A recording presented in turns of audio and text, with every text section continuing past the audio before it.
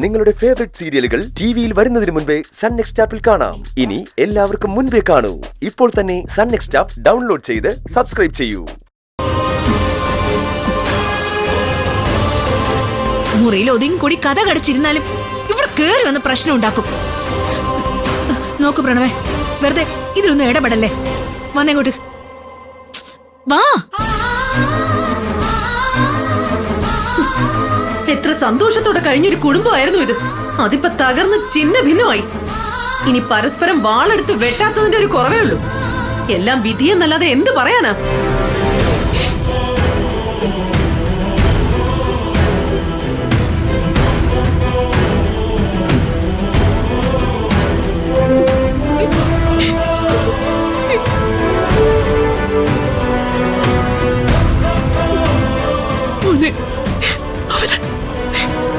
അവനറിയാതെ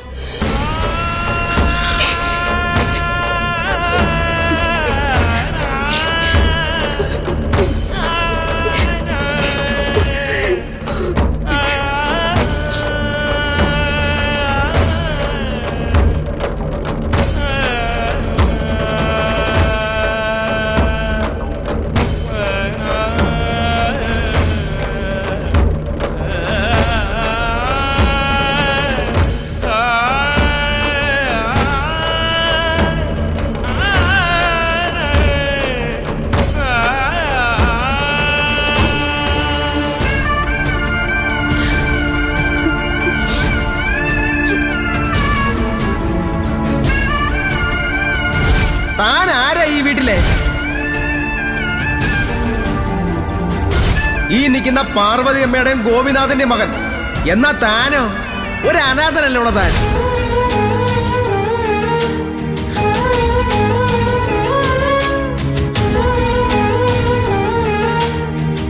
നീ വിഷമിക്കാതിരിക്കും മോനെ.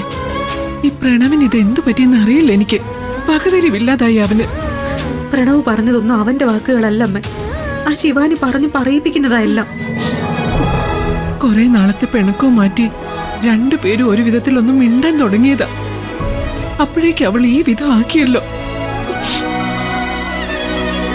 നീ ഒന്നും മനസ്സിൽ വെച്ചേക്കല്ലേ മോനെ. എല്ലാം ശരിയാവും, മാറും.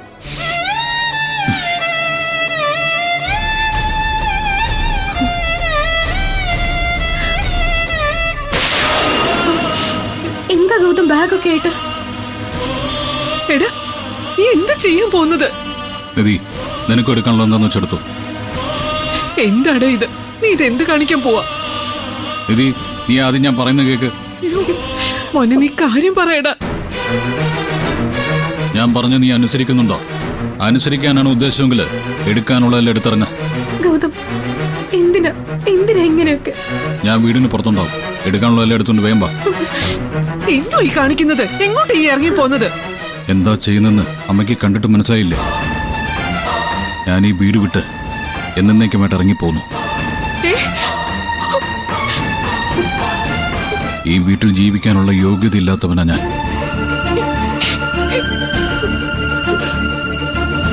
അർഹതയില്ലാത്ത സ്ഥലത്ത് കടിച്ചു തൂങ്ങാൻ ഇനിയും വയ്യ. ഞാൻ ഇറങ്ങാം.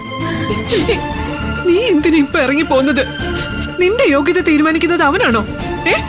എടുത്തു ചാടി ഒന്നും കാണിക്കില്ല ഗൗതം. ഒരല്പം സമാധാനപ്പെട്. ഇനി എന്ത് സമാധാനപ്പെടാനാ? നടന്നതൊക്കെ നീയും കണ്ടതല്ലേ. ഇനി ഇവിടെ നിൽക്കാന്ന് പറഞ്ഞാ അത് ആത്മാഭിമാനമുള്ളവർക്ക് ചേർന്ന് പണിയല്ല. നീ വേഗം ഇറങ്ങി വരാൻ നോക്ക്. എന്തിനു മോനെ നീ ഇങ്ങനെയൊക്കെ കാണിക്കുന്നത്?